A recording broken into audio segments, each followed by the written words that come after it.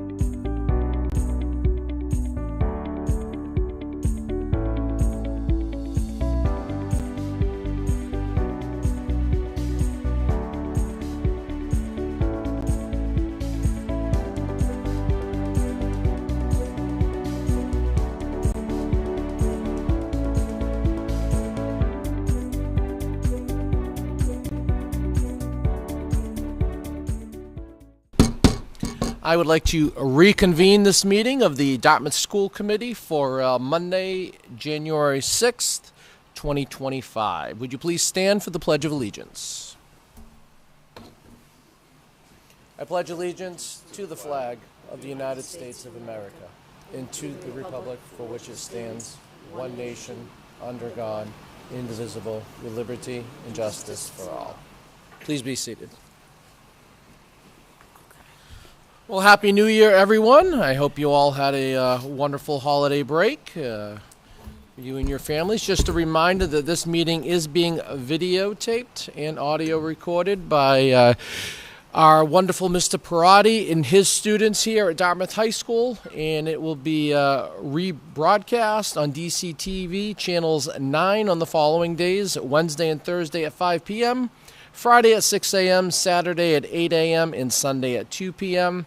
The meeting will also be rebroadcast on DCTV channel 18 on the following days, Monday and Saturday at 12 p.m. and Thursday at 3 p.m. And as always, you can watch it on our Dartmouth High, I believe, media YouTube channel whenever you would like. At this time, please silence all cell phones. And just a reminder that we have allotted 10 minutes for anyone wishing to speak on any of tonight's agenda items. So if you would like to approach the microphone, we ask you to keep your comments brief, but we have allotted 10 minutes for anyone wishing to speak on any of tonight's agenda items. Did I miss anything? I feel a little off since we went into executive session first. I think you got it. I think you got it.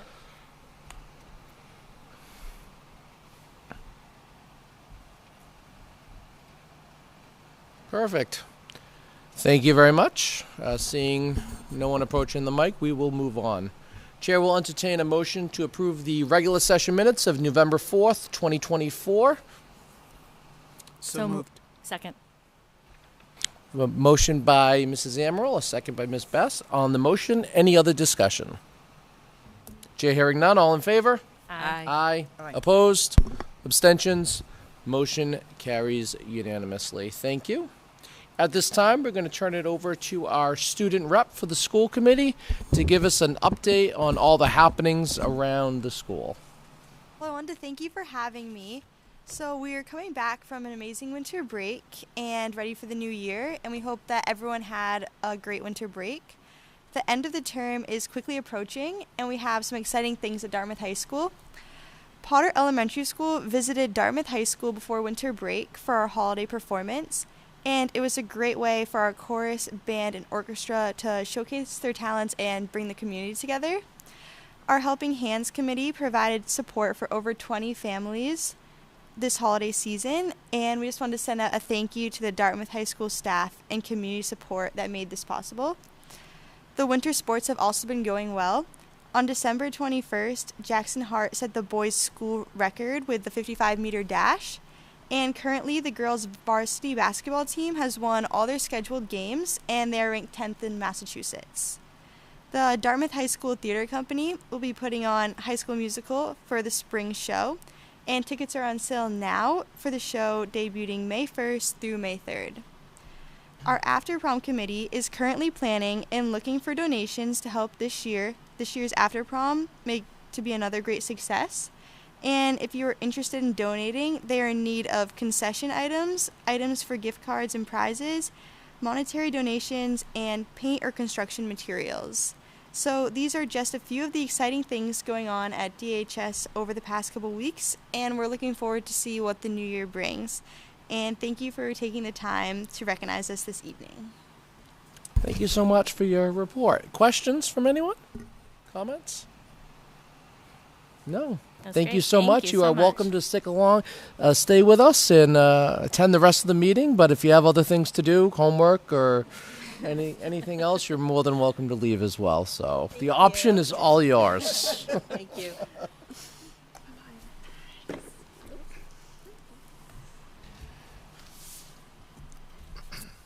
Next up, we're going to have a presentation overview of the Dartmouth Public Schools Food Service Program. I'm going to turn it over to Dr. Saba McGuire. And I'm going to promptly turn it over to Mr. Kiley, who's then going to promptly turn it over to Mrs. Sheridan. Yeah. Everyone's going to get in on the action. So tonight I have the pleasure of introducing Jean Sheridan, our Director of School Nutrition. Jean has done an amazing job over the last 7 years, really elevating our food service operation from what I would describe as a very institutional program to one that's customer focused and really an integral part of the daily experience of kids here. So tonight Jean has a presentation sharing some information, recent developments, and some plans for the future of our food service operation. So thanks, Jean. Mr. Nunes is not here. So much of this is stuff we talk about so regularly, so please, hopefully he'll be watching. He said he would be watching it on TV, no worries. There you go. A year in review. What is, food service is the same as everything else. It's our staff, it's our menu, it's sustainability, infrastructure, and participation. And I'm going to talk briefly on all of these. First part of our life is our staff. We have 5 members who have been here 25 years or more, which is a tribute, and 3 of those are managers. So they kind of come, they stay. When I came on board, we had 26 staff members. We now have 38. So you're going to see the effect of free school meals on everybody and the things that we've been able to do with our program. Our menus are all analyzed through a program called Healthy Pro. We have very strong USDA requirements. Our mobile app allows parents to review both the nutritions. There's pictures of every item we serve, all the nutritionals, all the allergens. So if you want to filter out egg items, parents can do that from their phone. And the USDA really does restrict the amounts of fat, sugar, and salt in all items served. So when, you say we're serving Honey Cheerios at school, those Honey Cheerios are not the Honey Cheerios you buy in the grocery store. They're very much whole grain, they're reduced sugar, so they're not apples for apples, much as people want you to believe they are. They're not. And we know as things go on, we're looking for a lot more scratch cooking. And in our world, these are just some of the items, that are served regularly. If you look, hold on, we promote, we do, and I lost my train of thought. Goal is always to buy local. Last year we had $21,000 in grants just to purchase local products. We really want to get rid of the highly processed foods, but there's always the challenge with kids. We can make meatloaf, which is highly labor intensive, but if we can't get anybody to eat it, so it's going into the introduction of those items slowly with items that kids are much more familiar with. We just started a partnership this week with Coastal Food Shed. They're going to supply both Massachusetts grown lettuce and tomatoes to us. So we're working on it. We've had Red's Best, which is fish coming right off the boat of New Bedford. They've actually made fish sticks for us. We do baked haddock with them. Meatworks, locally grown Westport beef, which I don't think we even tell the kids it's Westport. Yeah, they don't know that it's Westport beef. But as importantly, it's training. How do you take your staff and bring them to the items that we want to be serving? Mr. Oliver, you know where it is. Could you go back a slide for a minute? Maybe. Oh, thank you. How often are we sourcing foods from these vendors locally?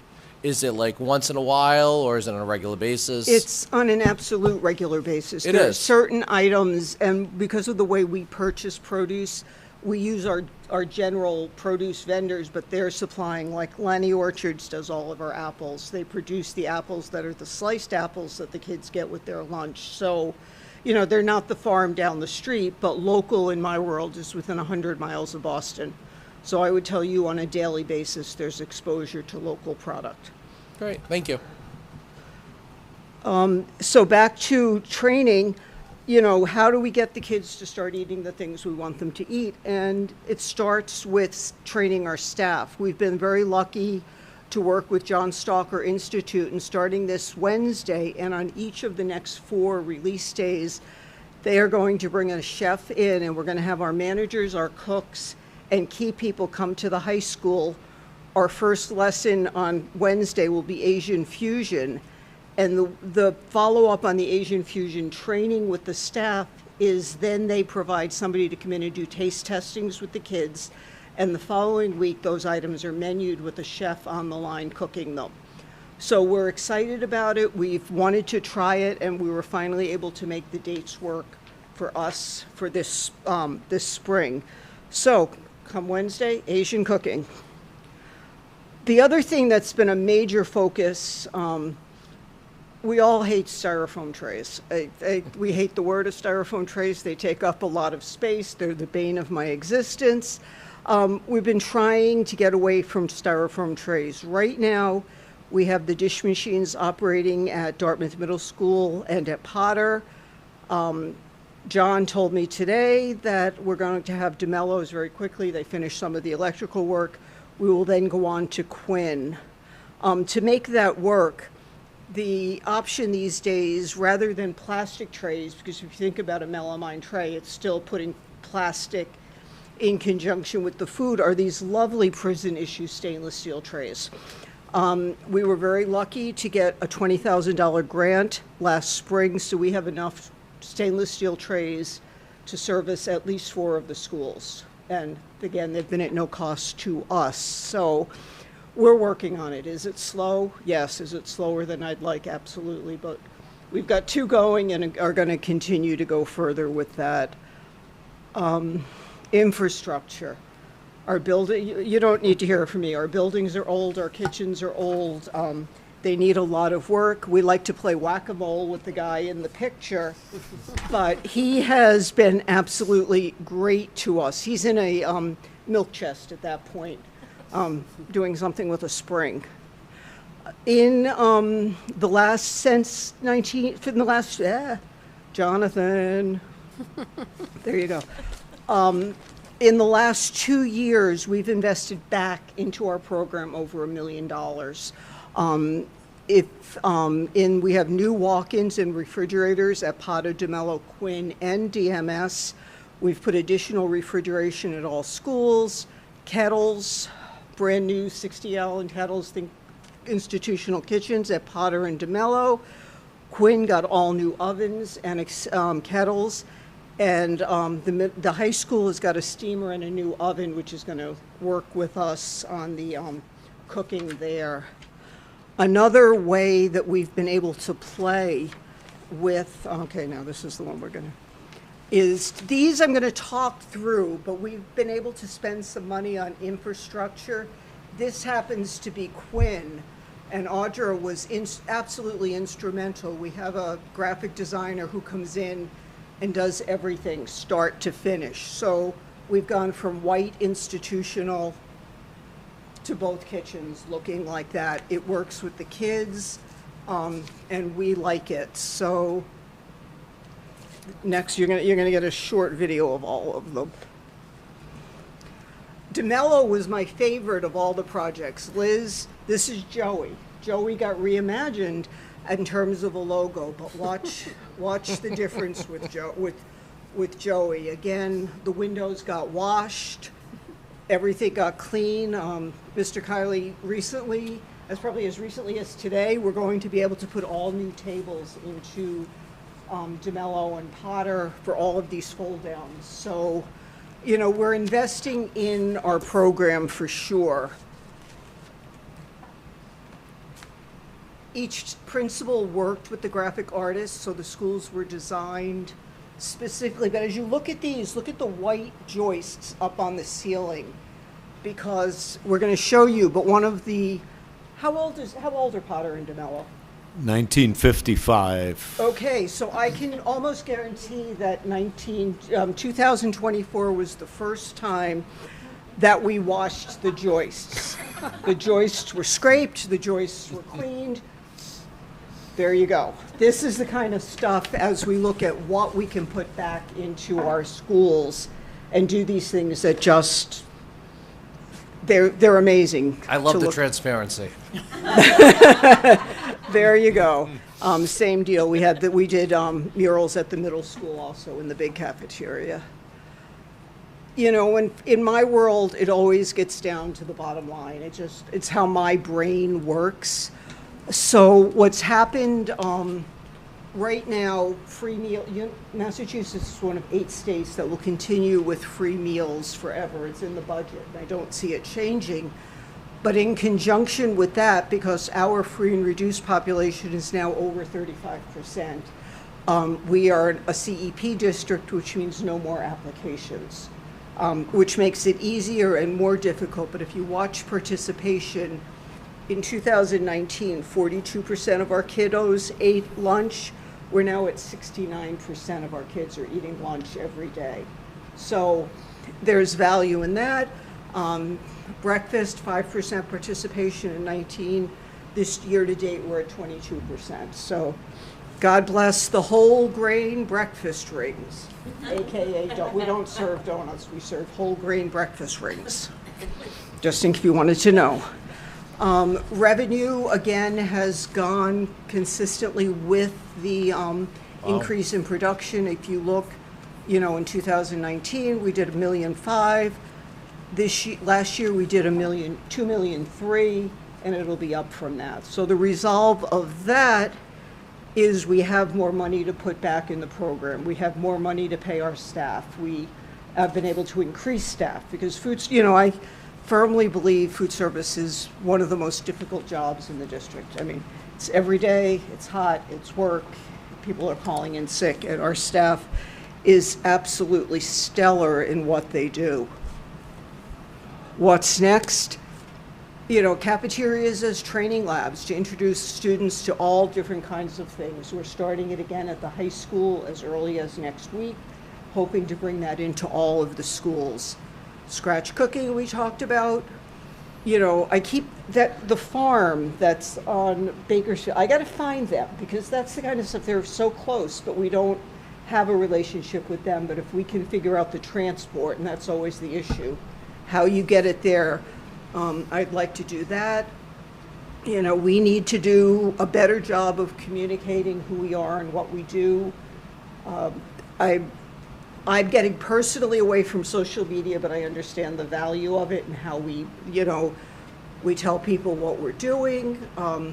This is for Mr. Nunes, who's someplace doing something wonderful, I'm sure, is to implement a preventive maintenance plan for all the kitchens, because we've never had that. How do we really start looking at, where we've replaced walk-ins? You saw the ceilings, continuing with that.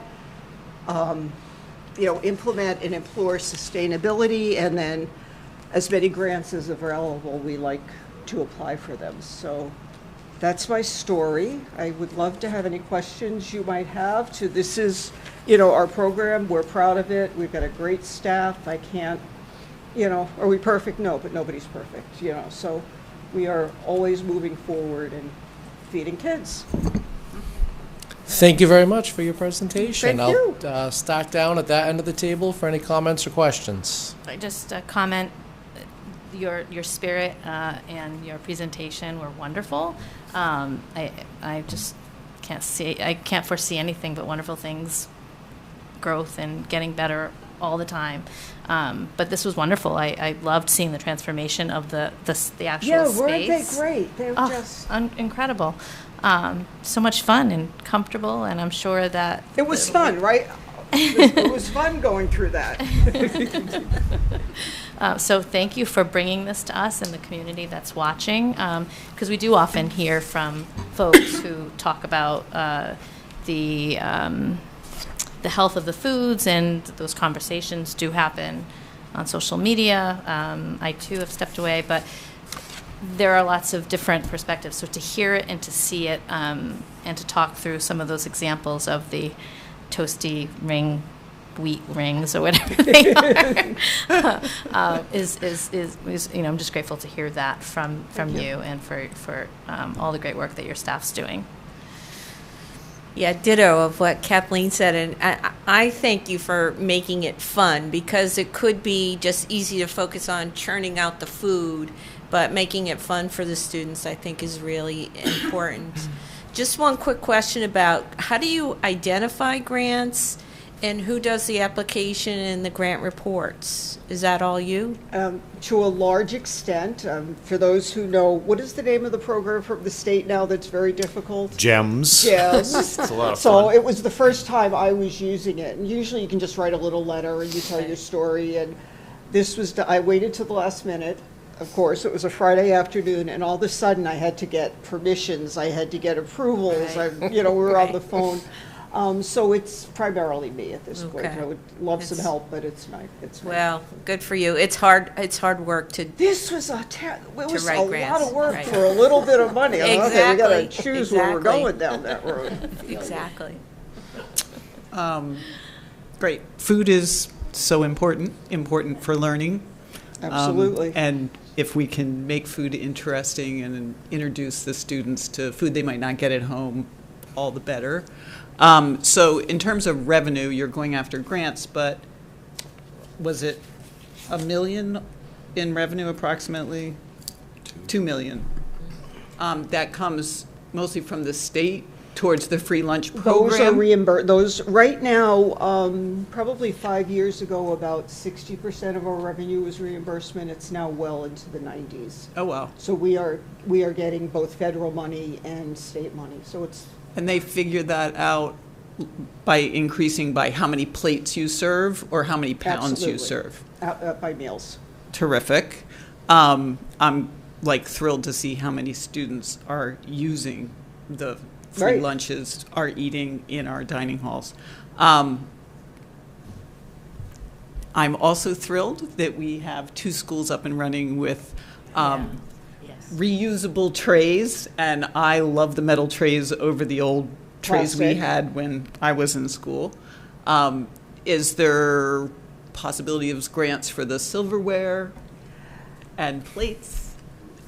Or Silverware is so challenging because it's almost a 25% replacement every month. For some reason, we can hold the tray, we can keep the trays. Oh, The 'cause it gets trays don't thrown go in the out. trash. They have magnetic handles to catch them, and they're not expensive. A fork is probably 15, 20 cents for a metal one, but the replacement is huge. So could we go to metal silverware? Absolutely.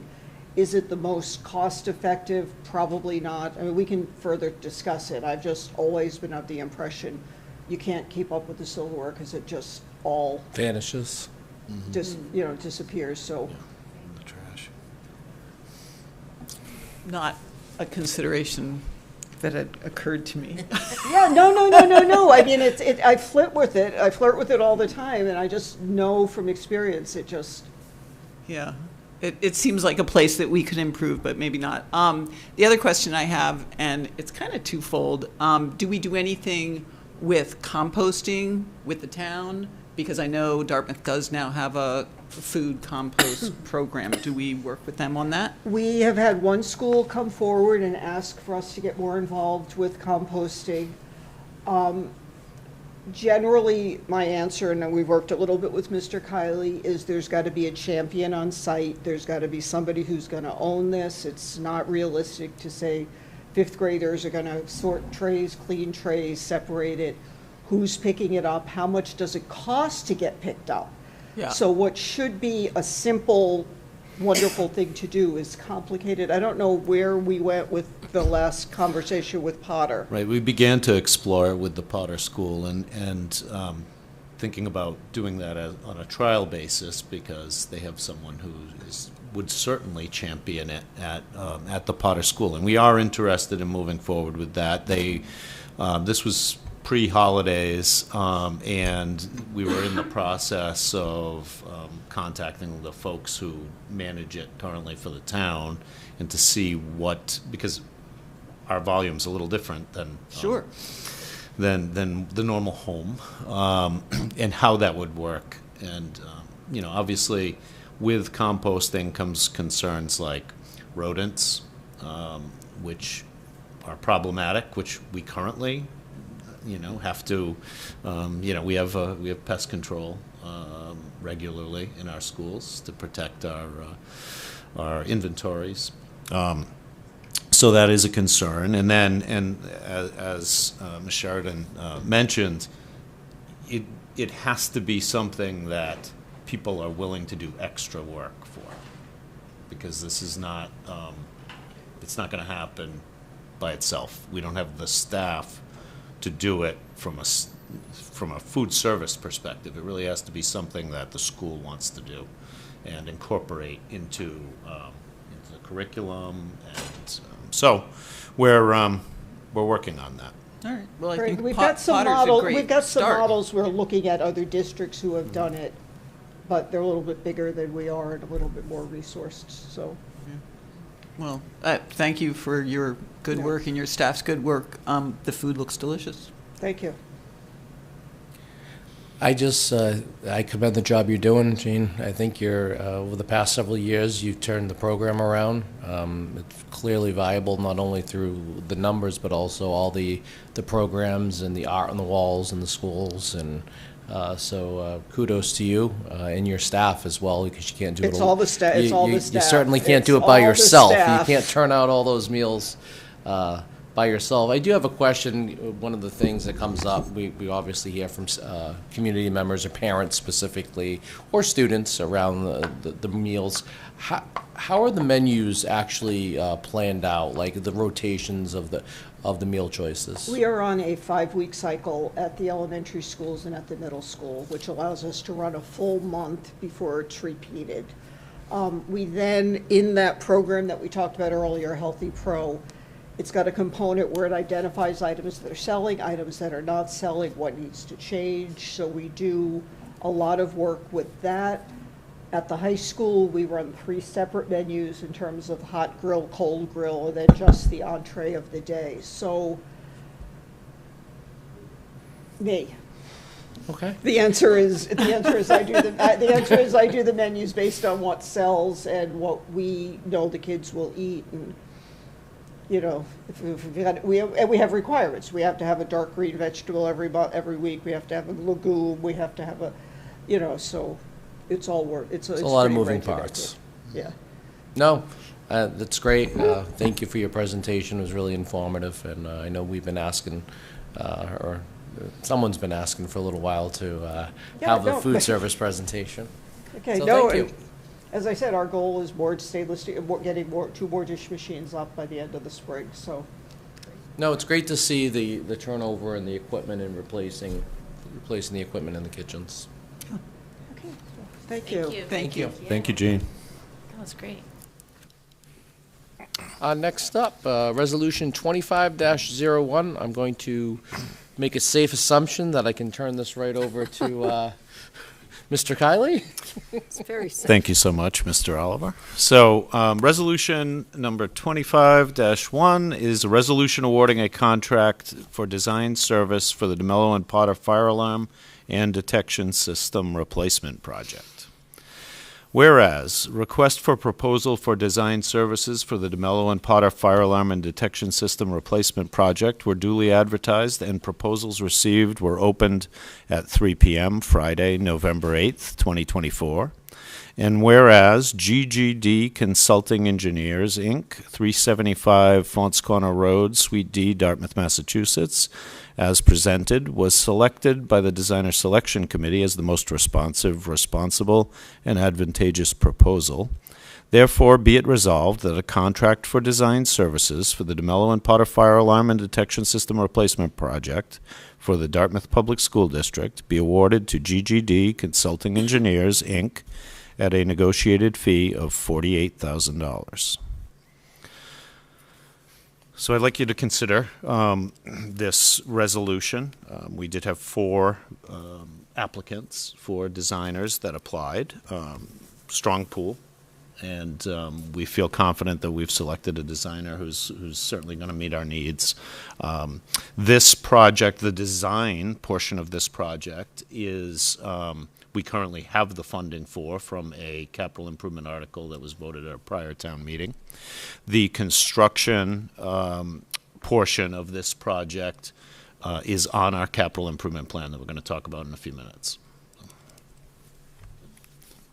Questions regarding this resolution?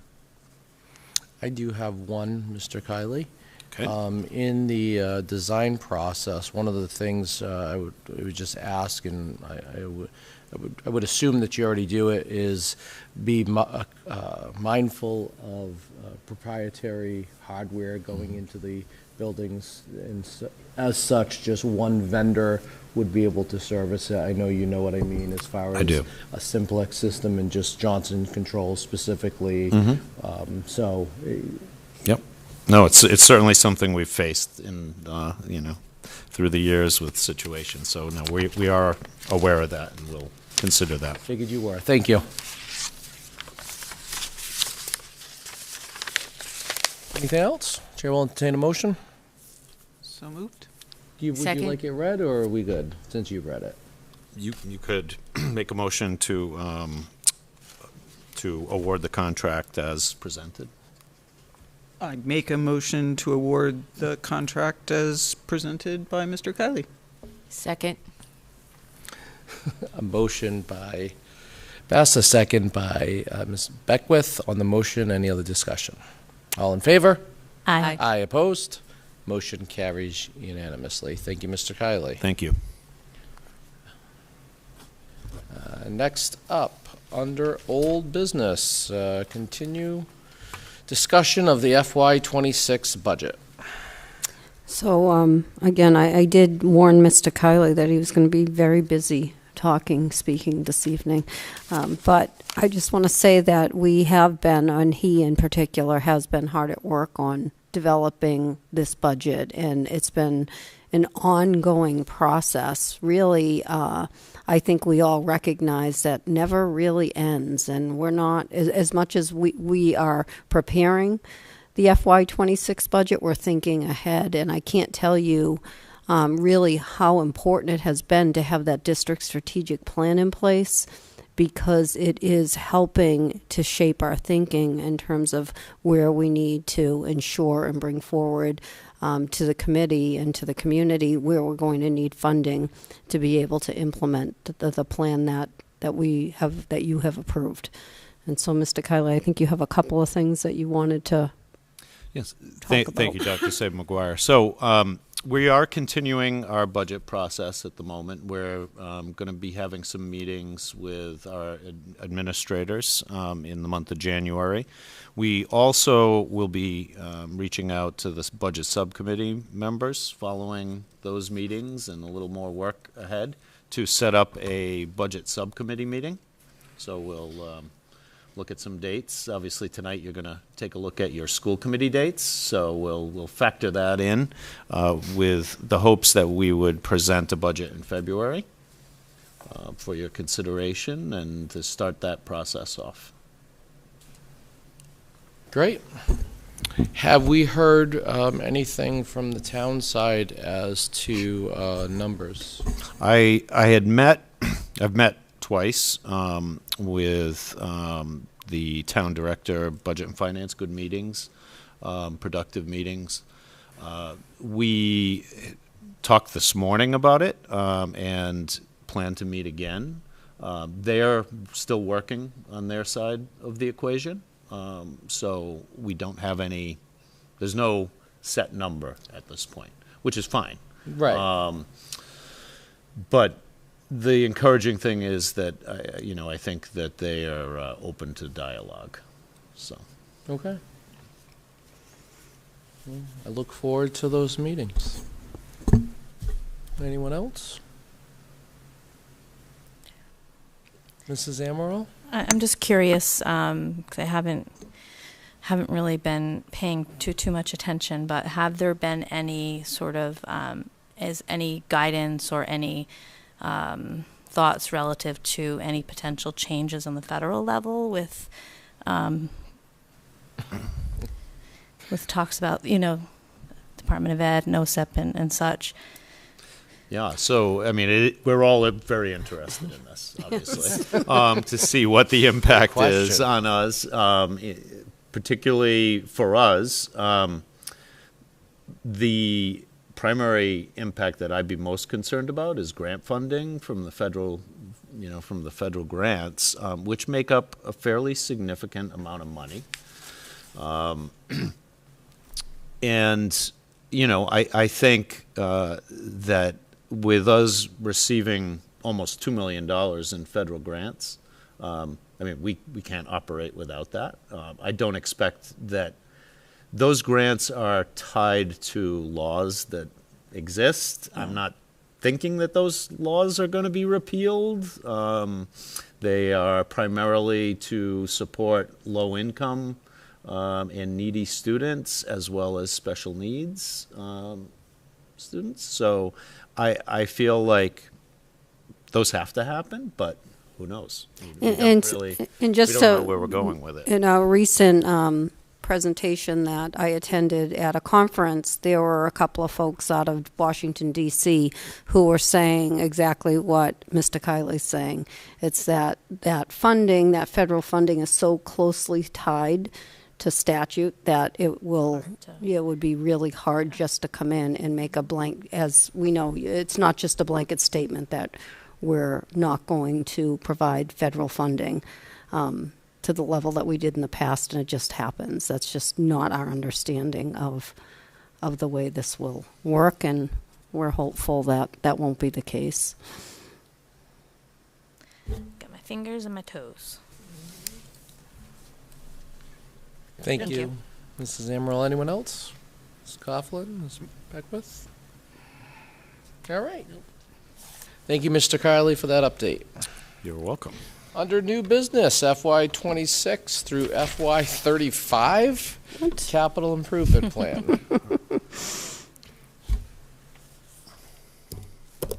Mr. Kiley? Okay. You have, I didn't know if you were sick of me. Do you yet. need I was an gonna wait till- introduction? wait I was till asked to distracted speak, for a minute. So, you have before you the FY26 through 35 draft capital improvement plan. So this is a draft for your consideration. Certainly looking for feedback from everyone. And it's not a requirement that this gets approved tonight, by the way. So this is the first time that we've developed a 10-year capital improvement plan. So it's a little different, and forecasting out 10 years when you're dealing with 70, 80-year-old buildings is challenging. So I'm sure over the life of this plan, as we, it will be updated and require some changes and things that we haven't anticipated, but we attempted to anticipate what we, can reasonably expect. So your packet includes a few things. It includes a memorandum summarizing the year one requests. The following 3 pages include requests by year for the next 10 years. And then the final 6 pages of the 10 include a brief description of each of those requests. So I'm going to start and walk you through year one of the requests, since those would be up for consideration through the capital improvement planning process that we're currently going to be involved in, and hopefully at the June annual town meeting, as well as still able to be considered at the fall town meeting. So that's the usual cycle. We present now, you will approve at some point, and then we'll move through the capital improvement planning process with a target towards June, and then the fall town meeting for things that haven't previously been approved at June. So the first thing on our list is technology hardware replacement. So, we were involved in some discussions regarding technology hardware in the budget planning process previously, where it was cut out of the capital improvement plan by the town administration, and that has since, if you recall, at the last town meeting, been reinstated. So we feel pretty confident that we're going to receive support to move forward. So we have built in a $250,000 request for technology hardware replacement. It's absolutely critical that we receive funding to maintain our technology levels, to be able to do what we do, and continue our support of kids on a one-to-one basis, and all of our instructional technology in the classrooms. And feel free to stop me anywhere along the way, but our second request is $550,000 for the fire alarm and detection system replacement at the DeBello and Potter School. You just awarded the design for this, so that is to actually complete the construction. Our hope is I'm going to call them tomorrow and say, get to work. Hopefully, we are awarded at the June town meeting these funds, and then we can construct over the summer. It's a super tight timeline to get that done. But we'll bid out in anticipation of receiving those funds at the June town meeting, as long as we have a reasonable expectation that we may receive those funds. So that's our plan. We built in $285,000 for security upgrades. So we've been fortunate that we are collaborating with the Dartmouth Police Department and have begun doing some security assessments of our buildings. We are hoping that we'll receive funding from the town to address some of the recommendations. Things that, without getting too specific, things to improve security at the entrances of the buildings, primarily, as well as some internal improvements to the different schools. So our hope is that we'll be able to begin that process with those funds. We built in a $567,000 request for the high school track. That's the outdoor track. This request was one that didn't get funded, if you recall from last year. It definitely does need to be. I mean, we patched it again, and it's just eventually going to not work that way. That we're not going to be able to continue the use of it. So we do have to do it. We can continue to patch it short term, but it really does need to be done. We built in a $6 million request for the Dartmouth High School roof replacement. So, this, you only need to look up and see the stains on the ceiling. This would replace the roof system on this building. Our next step would be to submit a statement of interest to the Mass School Building Authority for their accelerated repair program. Dr. Saber McGuire has already alerted the Mass School Building Authority that we are interested in submitting a statement of interest, and they'll be contacting us regarding setting us up to be able to do so. That will require votes of the school committee and the select board, and it's a fairly tight process with those being due in April. All of the votes by the boards. So we'll keep you posted on that. As that process is going to just be opening up at MSBA in January. They'll pay about 50% of the cost of that project if we're awarded the project. We have a request for $200,000 to continue flooring replacement of asbestos-containing materials. We did a number of classrooms, about a dozen classrooms last year, and some other spaces. We need to continue to do this. We have old buildings that are deteriorating, and they have asbestos in them, needs to be removed. We built in a $300,000 request for ongoing HVAC equipment repairs and replacements. Again, old buildings, we need to continue this work. We've done a lot of work and some really good work in terms of updating controls on some of the buildings. So we're digitizing controls. In some cases, like we still have pneumatics I don't know how familiar you are with pneumatics, but it's air that runs through little tubes from the thermostat, and it tells the heating system what to do. When that stuff gets to be 70+ years old, it doesn't work well, and it's a nightmare to fix. So, so we're hoping to continue that process, and we work closely with the town's energy manager, Kathy Stanley, who's a contractor who works very closely with us on these projects, and we get all the grants that we possibly can and utility incentives.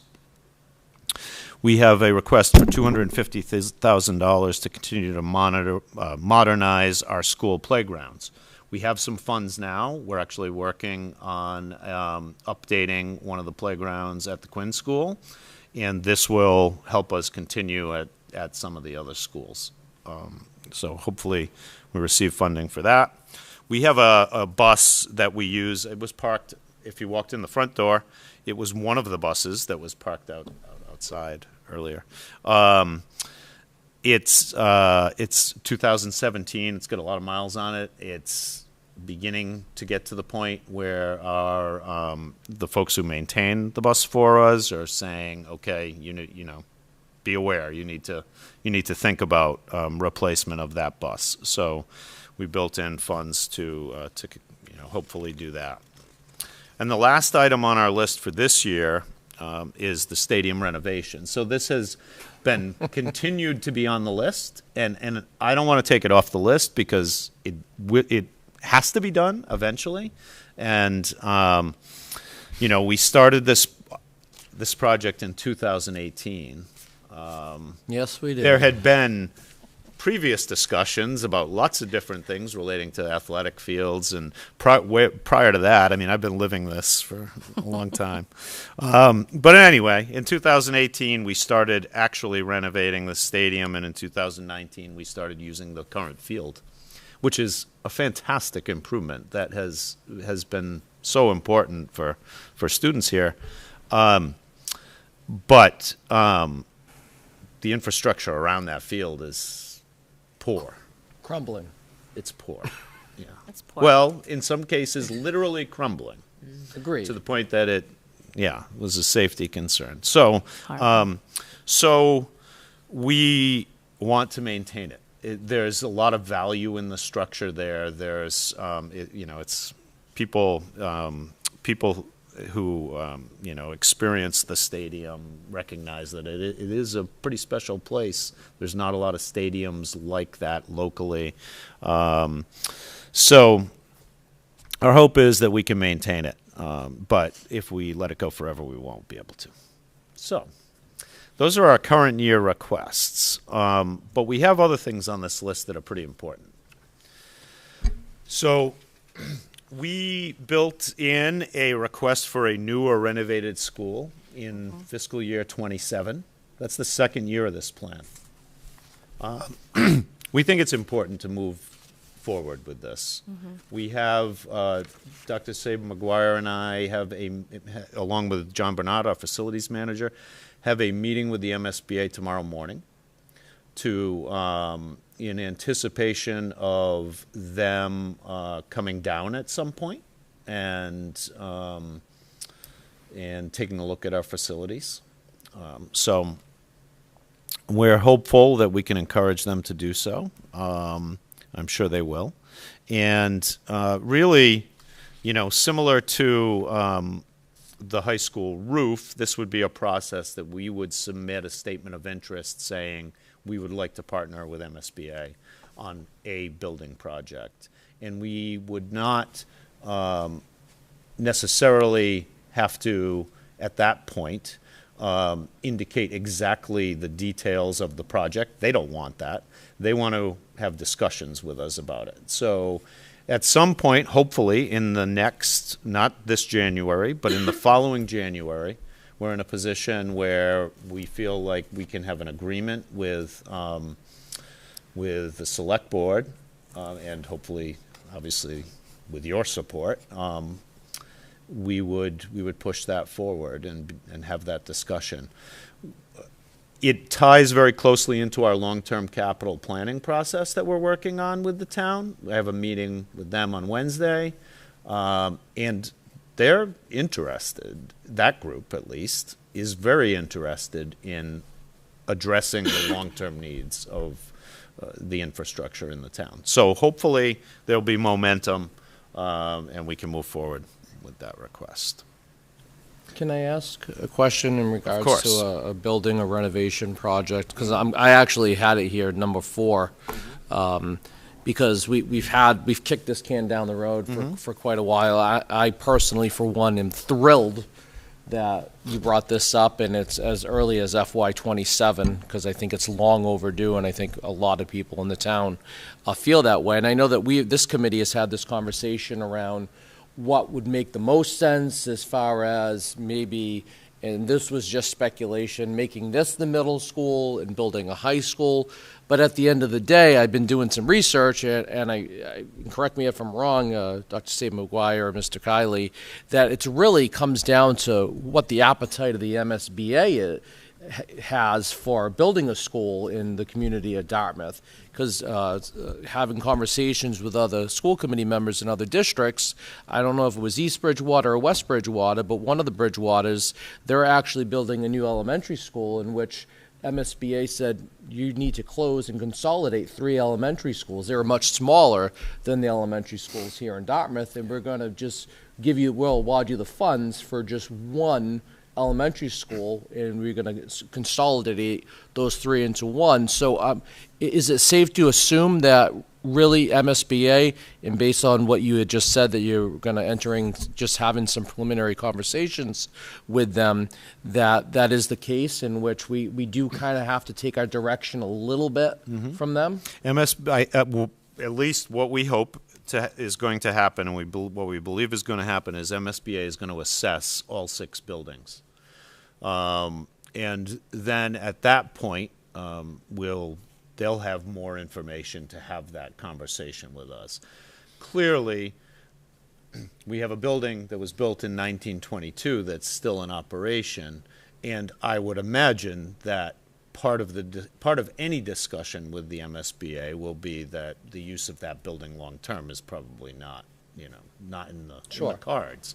So as to how that all happens, there's different ways to move on from assuming that is a sort of recommendation of MSBA. But yeah, I think you're right. I think this step will hopefully lead us as we move forward into the statement of interest process and provide them with more information in which they can be logical and offer recommendations. But yeah, I'm thrilled. Yep. Yeah. No, me too.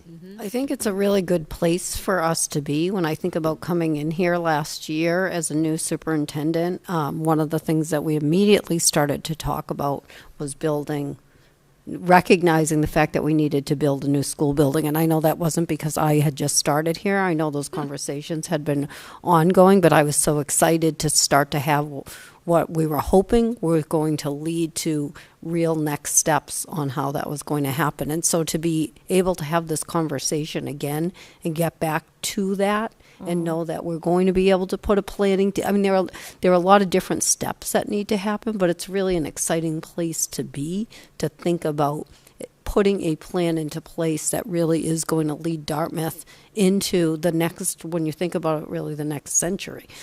And it's definitely much needed here. Great. It's fun. Good stuff.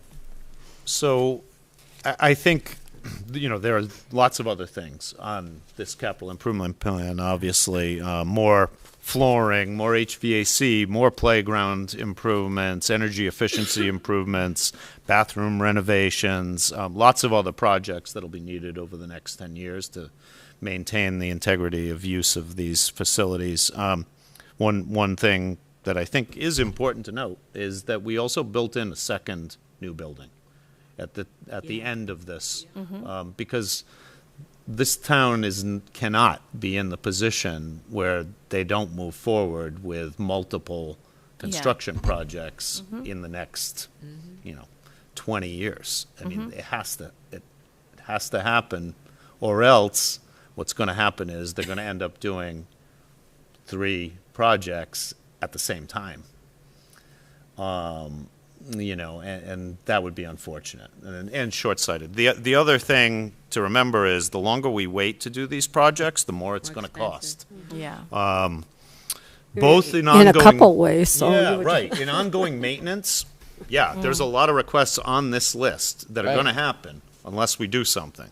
But also the construction escalation. You know, the interest rates for borrowing are low. Construction escalation cost is high.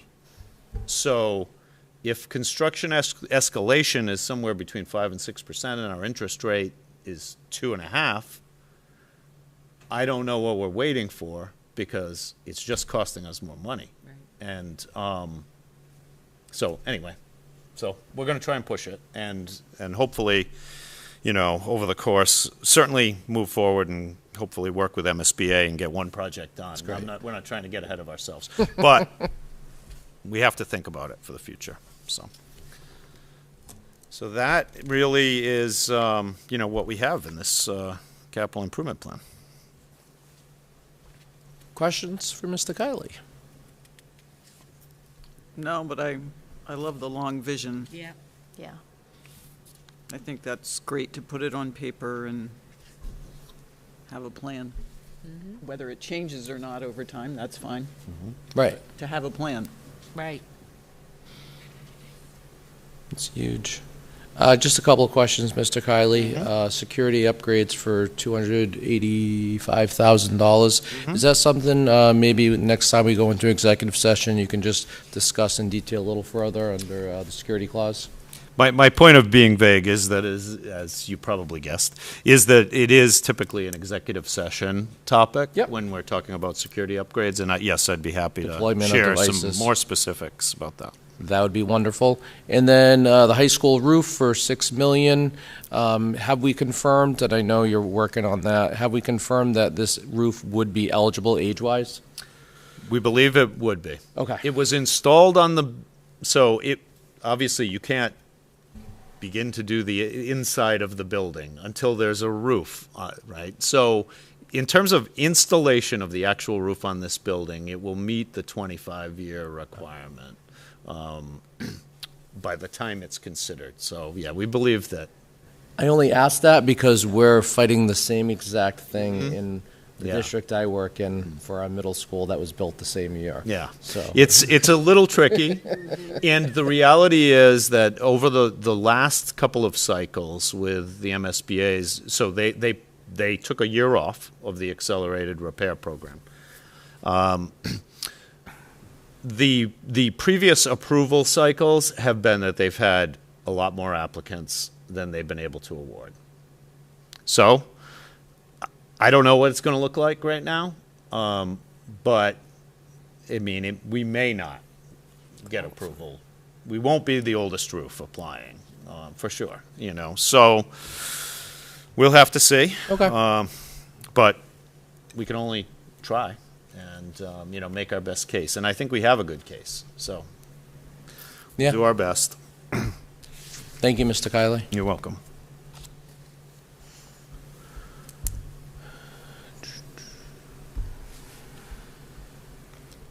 Let's see. Next up, school committee policies, section B, school committee and governance operations, and school committee policy, section A, ADF wellness policy, first reading. Yeah, well, I said Mr. Kiley was going to be busy tonight, and I'll give him credit for, I mean, really recognize the work he's done on taking the lead on this, and I know it's been quite a while since the district has done this level of detail in looking at its policies, so, and I know we had as far as the wellness policy is concerned, we had a number of people in the district that were involved in certain parts of it. Right. So, Yeah, I'd like to thank everybody internally who's participated in the policy review process. It is a lot of work, and I'd also like to thank our fine policy subcommittee members for the school committee who've been integral in this process. And to get to our second section to a vote at school committee, I think is a big deal because it is quite a bit of work. So I'll walk you through, and I guess I'll leave it up to you as to how much detail, but I have kind of a summary I can get through here, I think, fairly quickly.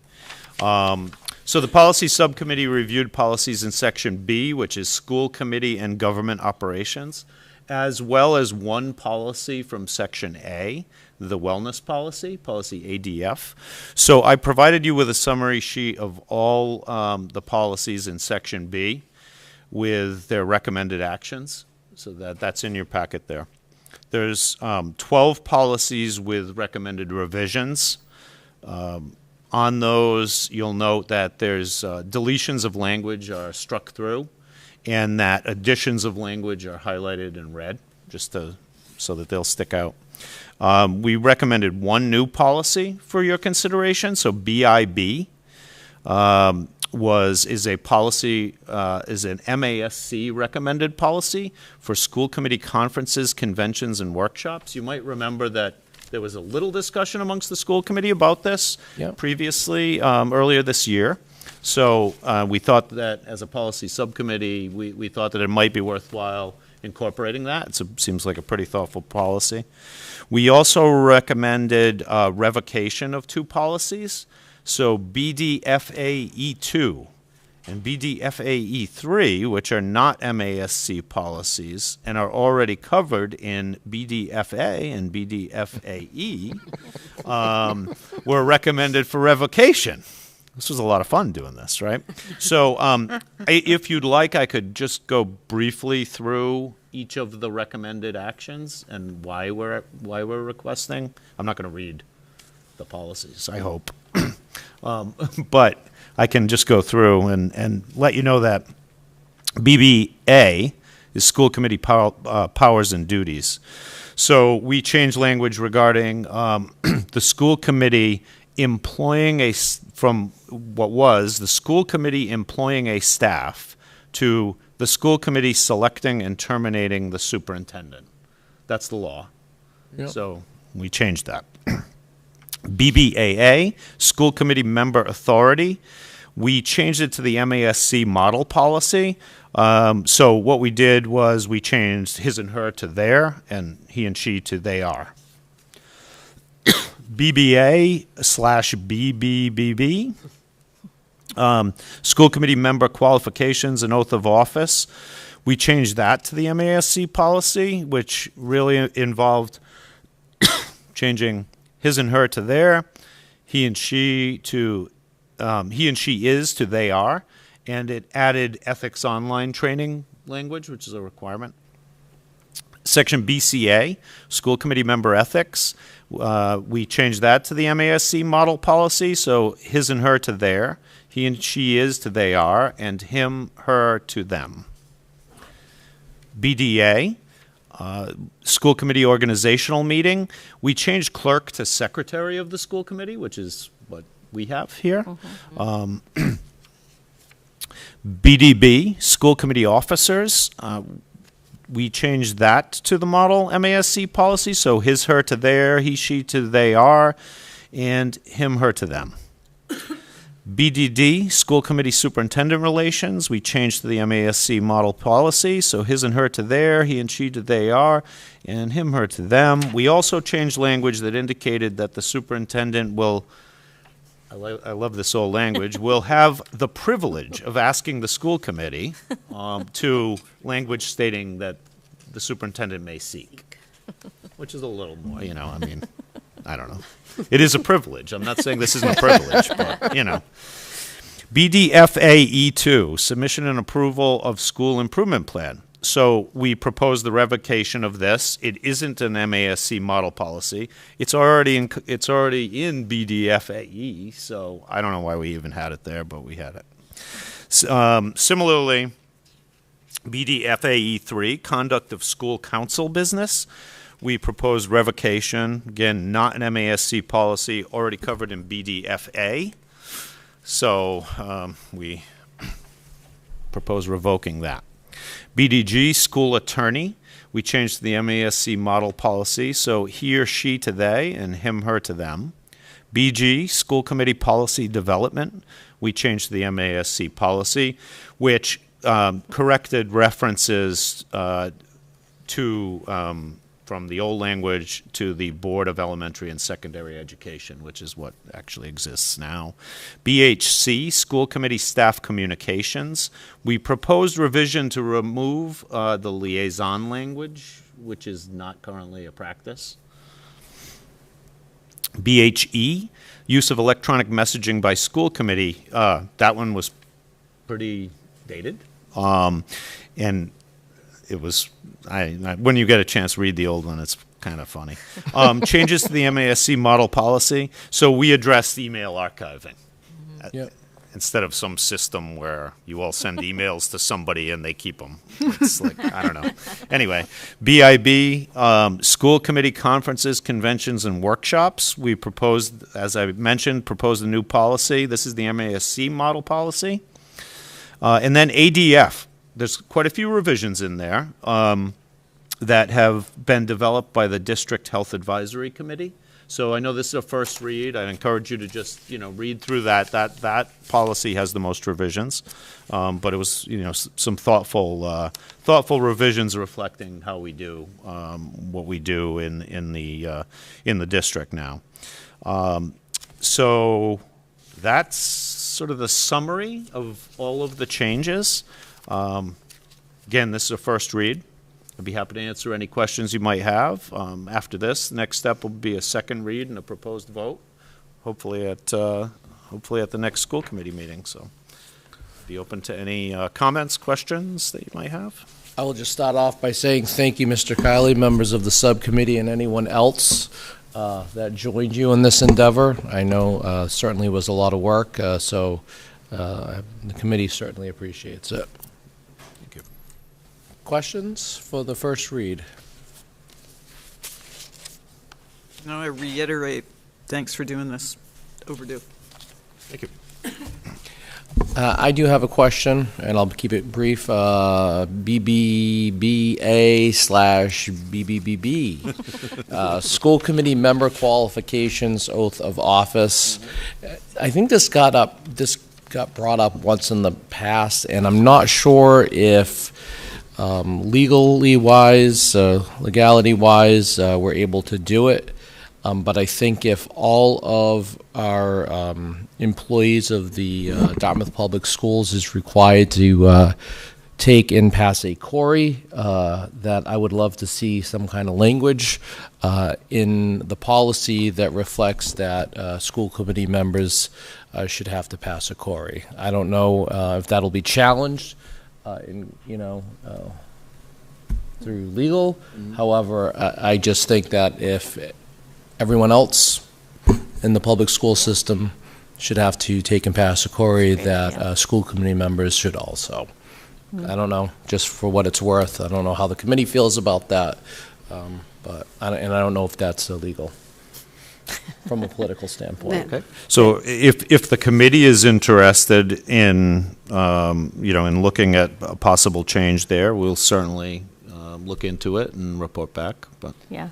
Yeah, let's. So I think in the fairness, if we're asking everybody else to do it, yes, we should do it. But I also think the idea of CORI is that is for people who will have one-on-one contact with our students with not another adult. Whereas I don't think that anybody on this committee ever does. So is it just an additional expense?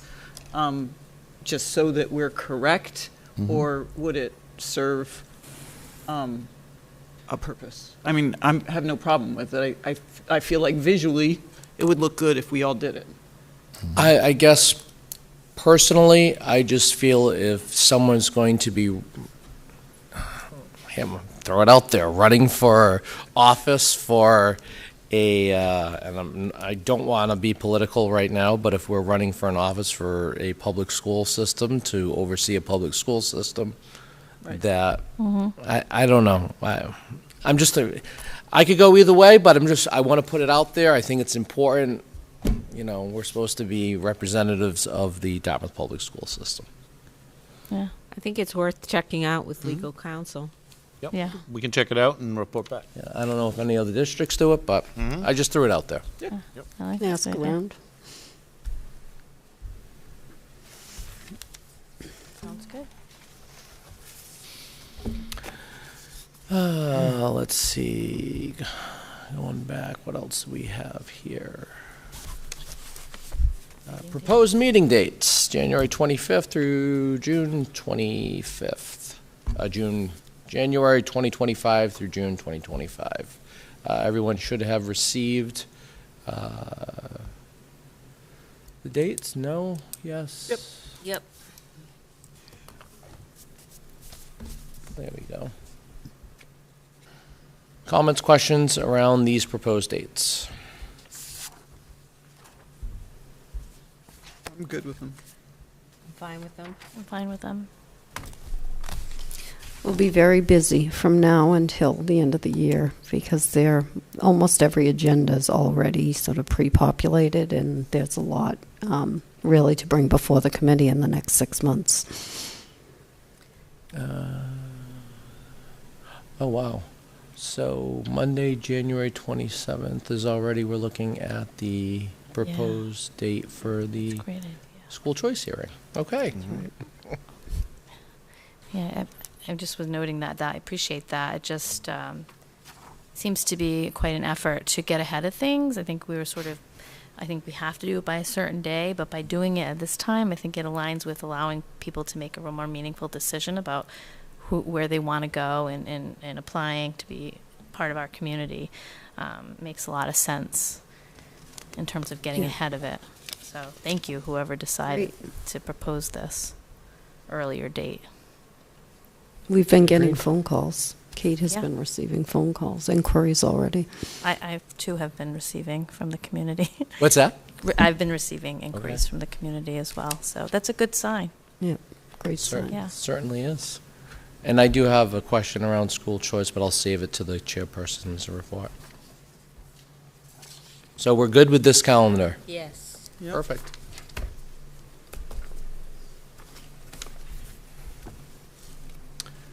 All right. Next up, we have the school calendar, proposed 2025-2026. Dr. Saban McGuire. Yep, so we decided to present you with two options. You can see, if we can just start with looking at option one, where we would come back, our staff would come back the 25th, our students would start school.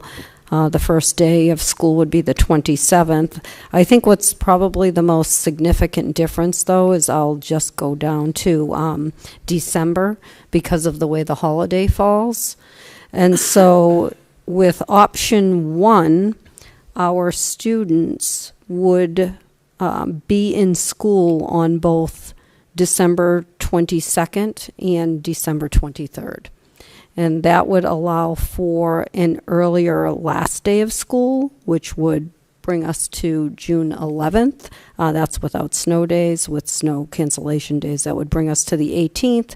One of the positives with that calendar, too, is that the 19th is a holiday, and so that would allow us to finish up the school year on a Thursday and not go into the following week. So that's option one. Oh, and let me just go back for a minute. With option one, we would come back from that December break on January 5th. So January 2nd would be a day off. This year we came back the Thursday, Friday because that made sense to get kids back in school. We think that was a great decision. Going into next year, though, it would really be bringing kids back for one day. So if we go to option two, again, the major difference is that we would not be in school on the 22nd and 23rd. those would be days off, and we would also not be in school for that January 2nd. So in effect, we'd have an entire 2 weeks off. I guess, something to consider there is, again, getting into June. That brings you to your last day of school being a Monday, June 15th. That's without snow days. And then if there were snow days, that would bring us until June 22nd, which would mean, again, coming in that following Monday, with the June 19th being the holiday.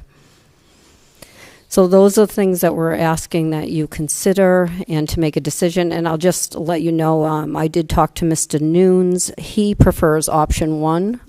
And one of the considerations that he asked to bring forward was that the 23rd be a half day. So if we were to be in school on December 22nd and 23rd, the 22nd would be a full day and the 23rd would be a half day. So the big difference is, do we come to school the Monday, Tuesday, or take an entire 2 weeks off?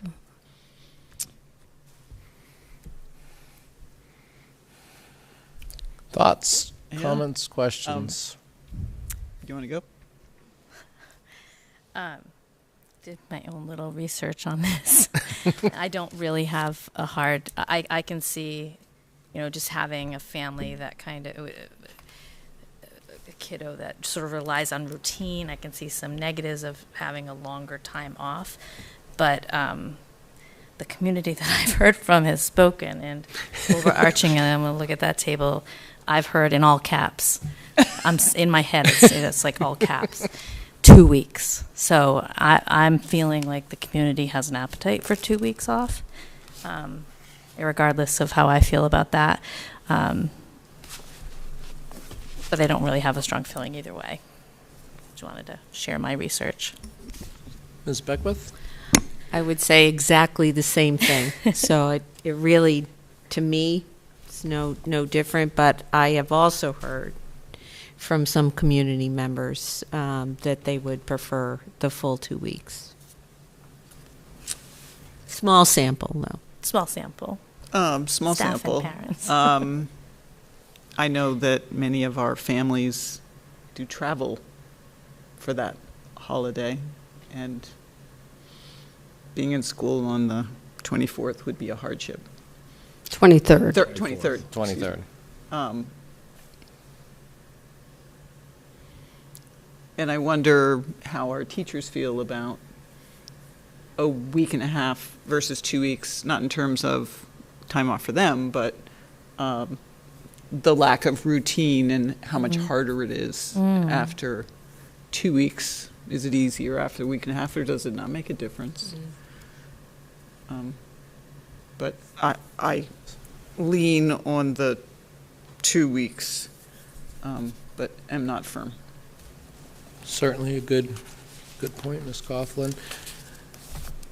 So I've actually, over the years, and I just haven't brought it up in past years, but I'll bring it up because we're having some good conversation here. One of the things that I've also heard from parents is the I don't want to say burden, but the parent-teacher conferences in December. That they're not fair. A lot of parents are just not fans of the parent-teacher conferences in December. It just seems as though especially we look at the calendar here, and we look at the 17th, the week before Christmas, that it's just very difficult to try to get in, whether, I don't know if we're still doing them on Zoom or not, or if they're in person. No, they're in person. But trying to do that. So that's just one thing. Well, that's definitely something we can take a look at. Yeah. We've actually had some internal conversation about dates for parent conferences and some possibility to make some changes in the way maybe they're just, scheduled. that's, certainly your purview, Dr. St. McGuire, but I know it's on the calendar. It shows up on the calendar, so I figured I'd just throw my 2 cents into it. Thank you for that. But yeah, whatever whatever we can do. And as far as the option 1 versus option 2, I personally don't have one way or the other than 2 weeks. Certainly, I think for the community might be nice. Do we know the dates of Hanukkah for next year? Look 'em up. Yep. I would just, and again, I don't have a preference, but I would say to you that from talking to some of the area superintendents, some of my colleagues, there is more of an appetite to be in school the 22nd and 23rd. And in some of the school calendars that have already been set, maybe not local school calendars, but Kate did some homework and pulled some calendars where communities have already set their calendar for next year. Most districts are in school on the 22nd and the 23rd. Just for your information. We certainly appreciate that research. So Hanukkah does end Monday, December 22nd for next year. Ends. It ends. Okay. It begins on the 14th and ends on the 22nd. Are you looking for a vote this evening? I mean, if you're prepared to make one. Okay.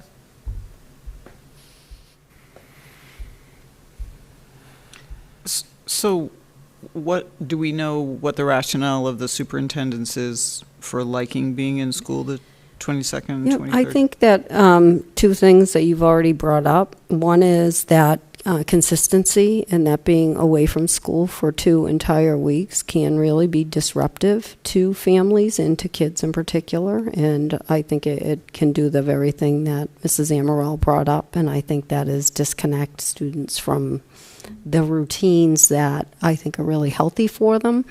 The other thing is, maybe you didn't bring it up, but I think it's important, is, we can't predict the weather. And sometimes it's not just snow days. Sometimes there are other factors where you may have to call off school. And if you get too deep into the month of June, what happens is you run out of room. And you could, conceivably, you could end up with not having enough days to complete the 180 days. I don't think that that's necessarily true in Dartmouth because we do start before Labor Day. But I would still say that that's a worry for people. And then the other thing that I think people have to consider is that when you go later into June, as much as that 2-week break for the holiday break is nice, it means your summer break is shorter. And so somewhere there is, whether it's December, the 2 weeks in December or going later in June, you're going to lose some vacation time. And I guess the other thing, and this is obviously the educator in me, is that I think, instructional time is really important. And instructional time in December might look really different than later in June in buildings that can be really hot. And I think that has impact. So again, I don't have a preference, but those are just things for you to consider. I will say I like Mr. Noon's idea. If we go with the first schedule of having a half day on the 23rd is a brilliant suggestion.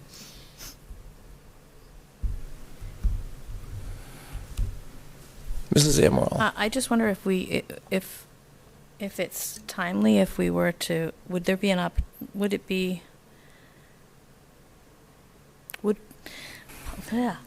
I wonder the benefit of waiting for Mr. Noons, just in case we get into a situation where we're tied here and we realize we wasted 25 minutes of our precious time to come to a tie. I don't know if we're able to do that. I think we, at least right now, tonight, we know, instead of kicking I know you just kick that can down the road. That's what we got paid the big bucks for, right? To make these decisions. So I think we know where Mr. Nude stands. So Okay. if there was a tie, we could certainly wait at that point and bring it back at the following meeting. Is that a third option then? Mr. Nunes' option? That would be a third Third option. Oh, yeah.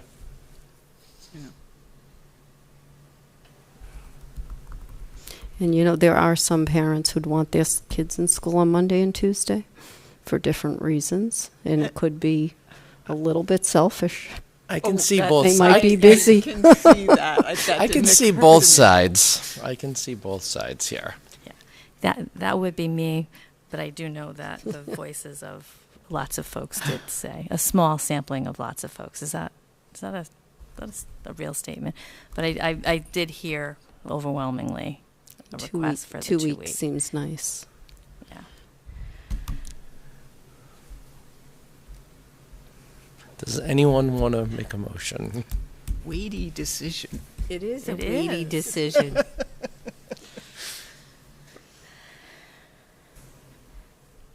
We can, if we really want to think about it. I guess there is no harm in taking it back. There isn't. We're here in, 2 weeks anyway? Right. All right, so everybody call your school committee member, your favorite school committee member in the next 2 weeks. All right, so is that the committee's pleasure that do you want to let's- digest this a little bit and think about it? Yes, I do. Okay. Committee has spoken. We're going to take this back up and kick it down the road to the Swear next like meeting. under the gun. I'm going to take a poll at the supermarket. Do a straw poll. Make sure you go at different times of the day. Thank you, though, honestly.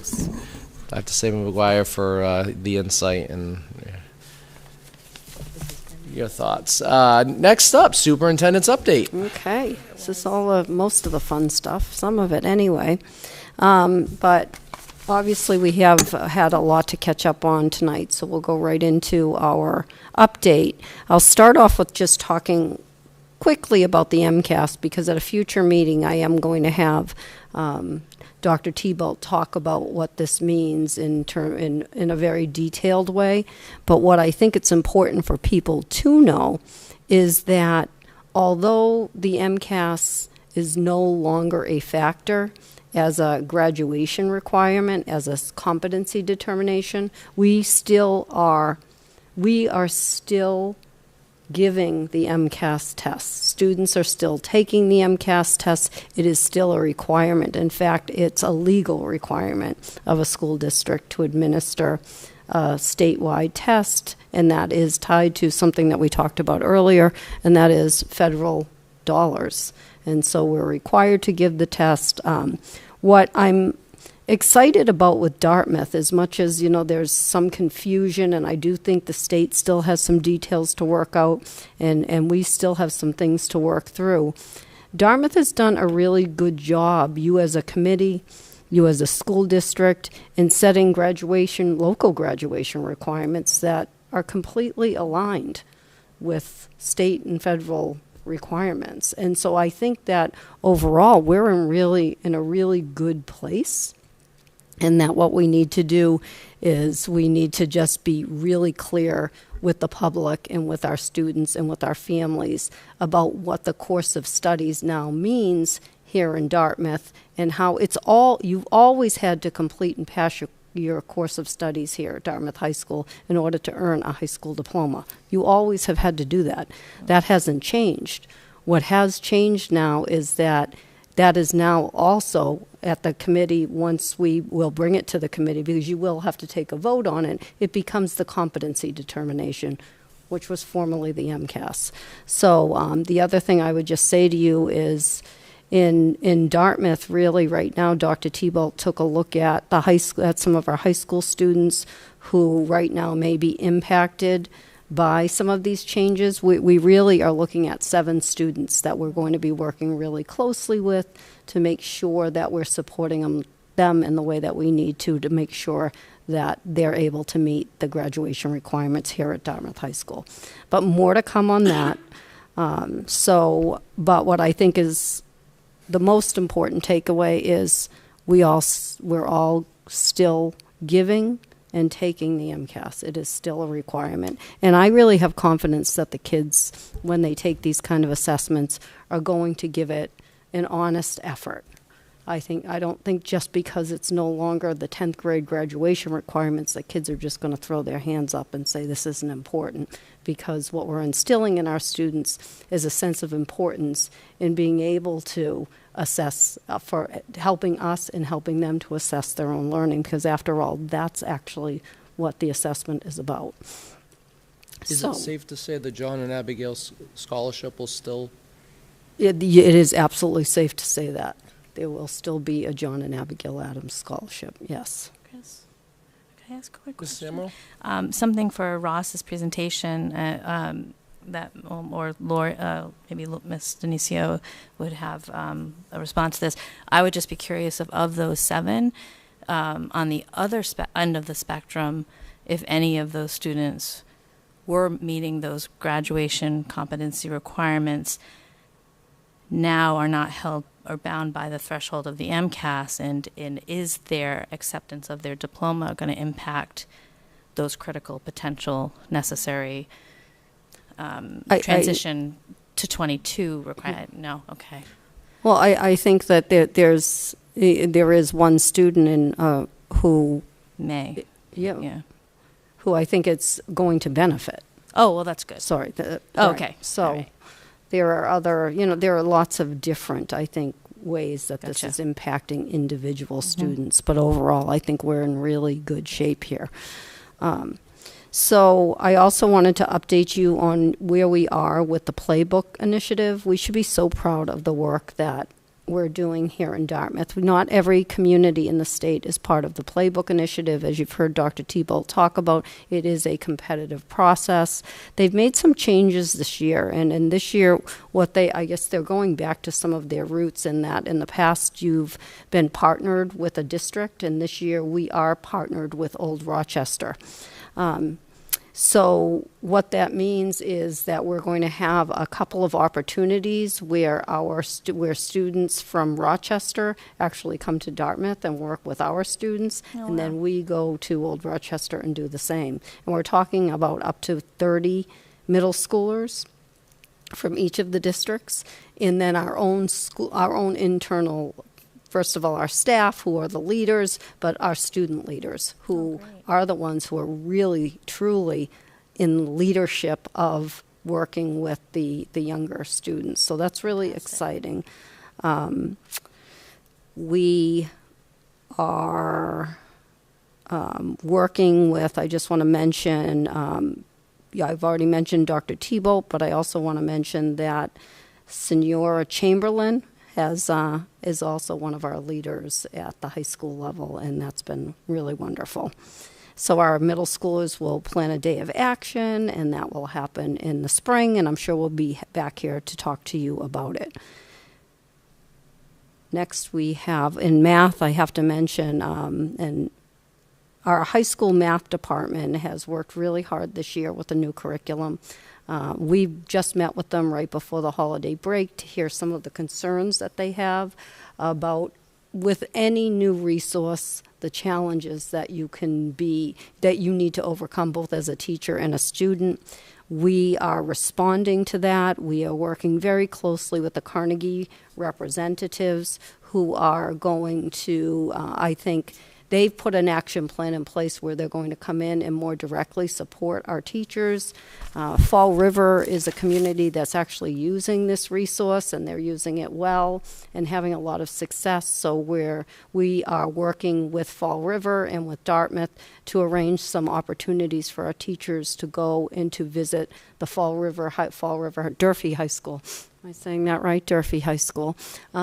To work with their teachers and to learn from them and to hear about some of the challenges that they probably also had when they adopted this resource. And at the same time, I want to say it's really important that we recognize our teacher's voice when we select a curriculum, and we'll be sure that we're true to that. And a good example of that is the work that Mrs. Paveo has been doing with literacy across the district. And I'm going to ask her to come up and to share some really exciting news, because I think this is a great example of what we can do when we do it in collaboration with our teachers, whose voices are incredibly important.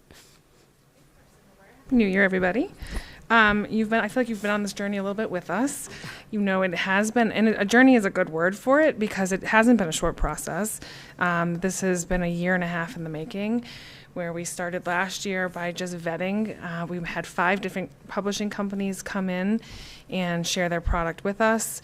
We narrowed it down to 2, and we did a half-year pilot. We did a 8-week pilot with E.L. Education, and then a similar length pilot with CKLA. And right before the break, our ELA team came together, did some work. We will share a full kind of the data with you, but wanted to share that CKLA is the program that overwhelmingly is the one that our teachers I will say, and our students. The best part for me was going in and listening to students. I went into one of the classrooms. I feel like I know the kids, and it's done a lot of good for a lot of things to be back in classrooms and to interact with kids on a regular basis. And one of the kids said to me, "You're the lady from the Middle Ages, right?" And I said, "Well, I am, and don't I look so good for being from the Middle Ages?" But the kids and talking to the teachers, they had a lot to say about it at parent-teacher conferences. They're excited about it. So CKLA stands for Core Knowledge Language Arts. And the premise of both programs is that they are knowledge-based programs. So our students are being immersed in things that they may not otherwise have chosen. I'll use that word. I had a 5th grader who said to me, "I never would have chosen to read about ancient civilizations, but I'm so glad that I did because it's cool and now I know about it." And I had a 2nd grade teacher who told me that during parent-teacher conferences, a parent shared that their family, they had done a Greek mythology unit, right, in 2nd grade, but that their family did this whole sort of investigation into Greek gods and goddesses and the conversation that the kids were having about it. So it's really in-depth, rich learning. The process is one, as Dr. Saber-McGuire said, that our teachers were super involved in all the way across. They could, and I will ask them to come speak to you because I think you've heard me talk ad nauseum about it, but you should hear from them sort of the process of how we got from just really doing a revision of review of our current curriculum in knowing that we needed to go somewhere and saying, so what, now what? And kind of taking those next steps. But you will hear a lot about CKLA going forward. And I'm excited to, share any information. We welcome you to come in and see some of the lessons because they are very fun. And it's good stuff. Thanks. Thank you. Thank you. Great, thank you. So we're excited, and again, we'll have a future presentation that really takes you through what that process looked like. It's not quite the same process that we're using here at the high school, but what is the same is that teacher voice is important in this process. It's different here because we're all under one roof. What we're doing at the elementary level is bringing together people from across the district and in multiple grade levels. Can I ask a quick question? Yes. In terms of like the math and the going through the utilizing the curriculum, have some of the feedback from the teachers, have some of the feedback related to, I'm just thinking in the high school level, like grades. Grades are always important, but are student grades affected in a way that is noticeable? Has that been a potential impact? I'm curious as to how and has student voice been part of that process? I think that's a great question, and I can't answer it off the top of my head, but we have talked about that. Okay. And we hadn't quite, when we had just met right before the holiday break with the math department, and what one of the teachers said was we're 40% through the school year. Well, we're 40% through the school year. We have a lot of school left, right? And so breaking down how grades have been impacted, I think at this point we would be able to make some comparisons, and we could do that. So that is a wonderful, I'm glad that you brought that up. It's something that we've talked about, and we'll be able to provide that information. And student voice does also have, we also have to consider student voice it's a little different with selecting a curriculum. Right. So I meet with students, so I listen, when I meet with them with the superintendent advisory, I have had a couple of students talk to me about the new math resource. I intentionally ask them how things are going for them in their math classes. And since the beginning of the year to now, I've heard that they're feeling better and better about it. But at the same time, we know that there are some concerns, and so what we're working to do is put the appropriate supports in place for our teachers so that they feel more comfortable and confident and have less doubts, because right now it's coming from a good place for our teachers. They have some doubt that the resource that they're using is having the intended impact on students, and so we need to do that work with them. And so I'm going to move on to some of the things going on under budget, capital improvement, HR, starting with HR. I think I might have mentioned this at the last meeting, but I can't remember. But we do have an ELL teacher. Did I? Yes. I did mention that. Her name is Maddie Carrera. Apparently she was our student representative a number of years ago. Name sounds familiar. Yes, so she is now working as an ELL teacher in the school district, and she's sharing responsibilities between the high school and the middle school. We are still seeking a step-up teacher for the high school. That has been really difficult. I don't think that, and that's not about Dartmouth. And even us being able to identify somebody to come in and take over that ELL role, that has been difficult, and that is a statewide problem. And it's probably a national problem, but it's certainly something that I'm hearing from my colleagues across the state. And I'm really pleased about staffing levels here in Dartmouth. I really, truly am, because I hear from some of my other colleagues that there are multiple positions in both mostly special education and English language learner teachers where they're just not able to find somebody to fill those roles. So I continue to be pleased to see that people are attracted to coming to Dartmouth, working here, staying here, and really making the commitment. At the Cushman School, you know that we had been interviewing for a new director. We had many qualified candidates for the position. The interview process, I thank Mrs. Denisio for leading that and making sure that it was an inclusive process. There were many voices that were considered in making that selection. And Jim and I just recently met with the finalists that the selection committee put forward, and we're pleased to announce that Stephanie Riccardi, who's a longtime New Bedford educator, will be assuming the role. She was absolutely a resounding choice by all the folks that were involved in the entire process. Again, we're in a really good place because we had a very qualified applicant pool, and this person rose to the top. Both Jim and I were so pleased when we met her. We really have a lot of confidence that she is going to come in and be able to hit the ground running and make a real difference at the Cushman School. She'll be starting in February. She's in New Bedford now and wants to see out her responsibilities there and transition her duties to whoever it is that will be replacing her. But in the meantime, how lucky are we that we have Mrs. Brooks and we have Karen McCarthy, who are splitting the responsibilities there. And the feedback that we're getting is that that's been a really nice bridge for the Cushman School community. You also know that we advertise both the Quinn and Potter School principalships, and obviously highly qualified applicants, so we should be excited about that. People want to come here, they want to lead here, they want to work here. That's what we want to say. What we want to see, Mrs. Paveo is leading that process very similarly to what Mrs. Denisio did at the Cushman School. This will be an inclusive process.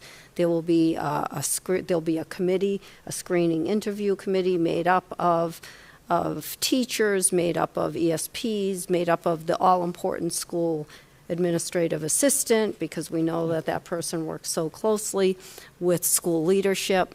Also, we're going to be reaching out, if Mrs. Paveo hasn't already, to ask school committee member to sit on that team. And then when we when that team makes a recommendation, just like we just did with the Cushman director position, the person will meet with Mr. Kiley and myself, and so that we're all part of that selection process. I just want to thank you for Thank you. for moving forward, and Ms. Paveo as people. well for putting these and Mrs. Dionisio as well for having an inclusive process. I think it's so important. Thank you. I think it is too. It's important for that the sure. community can see that their voices are important, and those are important positions. And we want to make sure that we're doing it right as best as we can. You know, I'm going to have to say that we're always looking for monitors, substitute teachers, even ESPs, custodians, food service workers. So, you know, the application that process is just always ongoing. It's just never a finite process. So with that, I'm going to ask Jim to update you, although he did a lot of talking today. I don't know if there's anything else that he missed. No, in terms of, no, I think we've said it all in terms of budget, capital improvements, all that stuff. I think you got it all in. I think we did. I think he did. All right, so he's off the hook for that, for this part. Under safe and supportive schools, these are the things that I think are just really critical to our school communities, and I'm excited about this opportunity that the high school and middle school partnered on. I can't thank Mr. Shea enough. I can't thank Mr. Christofuli, Mr. Rossi, the middle school, high school, everybody involved. But what we did was we had the high school sports captains, cheer, they actually traveled to the middle school and met with our 8th graders to talk to them about their experiences and the opportunities that they were able to enjoy, benefit from here at Dartmouth High School. And that was very intentionally done, and it was done in response to student voice, where at one of our superintendent advisories, one or more of our students shared with us that, well, you know, we think that maybe at the middle school level, it seems like we hear a lot about other opportunities, but not necessarily about what we have right here at Dartmouth High School, and that could have maybe impacted some of the decisions that some of my classmates made to go elsewhere. And so our team here jumped right into action and put something together, and I was able to see it in action. And I have to say what a benefit it was for both the seniors at the high school and for the 8th graders. You know, both of those groups of students really got a lot out of that. One of the students, the seniors who was speaking to a group of students, she was so nervous at the beginning, and then by the end she was just really beaming that she had that opportunity to engage in that kind of interaction with younger students. And then the 8th graders were invited here to Dartmouth High School to participate in, or to be sort of like onlookers at the pep rally. And we do believe that those kind of experiences can make a difference for students who are making really important decisions, and families who are making really important decisions about where they're going to attend high school. So that was done very intentionally. I know that there's another visit being planned for the spring. Okay. And so we'll continue to do those kind of things, really, because we want to keep our Dartmouth kids in Dartmouth, right? I just want to mention, because it was so long ago, but it seems so long ago, but really it couldn't have been that long ago. But the unified basketball and the jamboree, we had a group of traveling educators from Bulgaria here. Did I already talk about this? I might have mentioned it in my Friday updates. On your Friday email, yeah. Yeah. So, but they came to Dartmouth. They were so incredibly impressed by that jamboree and how multiple communities came here to Dartmouth High School to participate in that. And again, can't give the special ed office and the folks here at the high school who are so committed to that work. Mr. Bro, Mr. Capello, I mean, really just amazing leadership to put Dartmouth on the map. But for the only reason is to do what's right for kids and to give them experiences that are incredibly inclusive experiences. And as a matter of fact, our teachers now have been invited to Bulgaria. So they are actually traveling. When are they going? In July, I think? Yeah, so they will be... No, we're not paying for it. But that's how impressed this group of educators were with what they saw the Dartmouth High School educators doing here with the students here. So that was really exciting. I do want to mention our DHS TV media students, since they're working right now somewhere behind closed doors. They were able to, with Mr. Perotti, travel to New York City for a fantastic trip. I think it was December 27th. They were able to visit the Museum of Moving Image in Astoria. They went on an NBC studio tour. They visited 30 Rockefeller Center, 30 Rock, and then they had a nice dinner in New York City. Apparently, they were on a beautiful coach bus. They really enjoyed it, and part of this is we should be grateful to it's Devin Robital at Mass Hire of Greater New Bedford, who has helped get us funding for this trip. So really exciting, and to get the students from here, where we have a beautiful TV studio here at this high school, out to New York City to be able to see, what the bigger world has and what opportunities they may have if that's of interest to them. So I thank Mr. Perotti for that. And I share those things because under safe and supportive schools, because the correlation between being safe, feeling safe and supported in school is connected to a sense of belonging. And what a wonderful opportunity for students to be together as a group. I think there were about 20 students and 5 adults to be together as a group from Dartmouth and to have that experience together. And that really is what leads to a sense of belonging. And finally, we want to be intentional about how we engage our families in the community and in our schools. Since our last school committee meeting, I've continued to go out to PTO meetings to talk to our PTOs about our district strategic plan. I have, I think, 2 PTO meetings that I'll be attending this week. And in case you've missed it, the What's Cooking in Dartmouth, that was apparently now on the front page of Dartmouth Week. So, yep. So, but I can't thank Magnolia McComish enough, because, I mean, that's her creativity, right, and her commitment to doing that for the community gave me an opportunity as the superintendent to talk about something that's really important, not only the baked mac and cheese, but the district strategic plan, even more importantly. And she was, I just think that's such a wonderful thing for the town, but for us, it's a way for us to get our story out there in a way that may engage the public in a different way. And I'm pretty sure Mr. Galashaw is scheduled. I think he's going to make a chili, if I'm not. Yeah, I think so. And so, maybe one of you might be interested in appearing on What's Cooking in Dartmouth, because it could be really fun. It was not as intimidating as it seemed. Okay. Once you get into the routine, it just kind of flows. And Magnolia is a wonderful host, so she does a good job leading you through it. I just also finally want to mention that Bridgewater State University continues to be a really promising partner for us. You've seen we've got, a leadership course that we have offered to our educators. We have a cohort course for a master's in reading that we'll be offering to our Dartmouth educators. That's coming up sometime this month. And those meetings joint meetings, those professional development meetings are happening on a monthly basis with our district leadership team and with leadership from Bridgewater State. So lots of great things happening, and thank you. There's more, but we only have so much time. Comments, questions, thoughts? Thank you. No? Thank you for your report. You're welcome. Lots of great stuff happening here. I will keep my comments brief. I just want to take this opportunity. I don't think I did at the last meeting while it was canceled.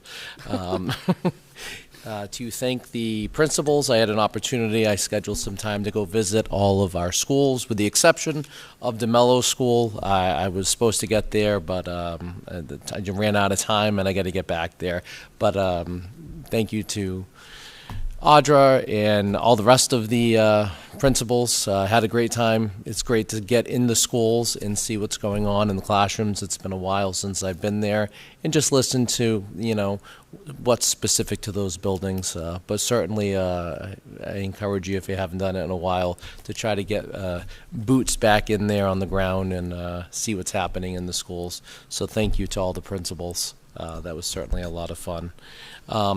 Just a couple of other things. One being, you might have noticed that you had received an email from Kate Gentner regarding being added to the district email list. I had asked for the school committee just to be part of the district emails that go out.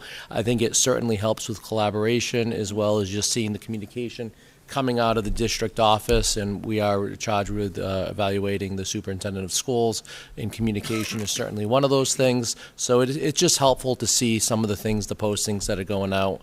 So I thank you for that, Dr. Saban McGuire. And Thank you. yeah, no, I think just to be able to, yeah, and thank you, Kate, as well, just to see what the happenings that's going on, at least at the district level, for sure. And then just circling back, we had talked about when we were discussing the public hearing for school choice. I'm just going to throw this out there that for our next meeting which is the public hearing on school choice, I would love to hear the district's, the administration's thoughts on the possibility of opening some school choice slots at the middle school level. I'm curious just to see if, one, we had space at the middle school level, if there was a desire, if we could accommodate them, because I feel as though with school choice, we're certainly, it's helped out significantly, being able to maintain our course offerings at the high school. And if we were to maybe open it up to 7th or 8th graders, those are students that would be certainly interested in coming to Dartmouth High School. So I would just love to hear the administration's perspective on that, and you know, if it's feasible, and if it's not, that's fine too. But I just think that maybe just thinking outside of the box. Okay, we can make that, put something together for Yeah, you.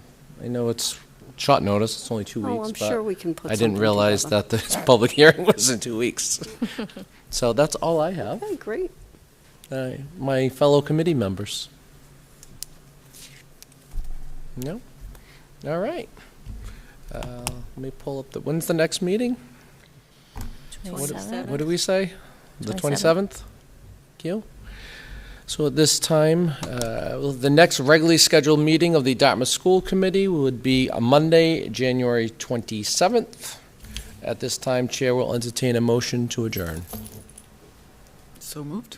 Second. We have a motion and a second. On the motion, any further discussion? All in favor? Aye. Aye opposed. Motion carries unanimously. Have a good night, everyone.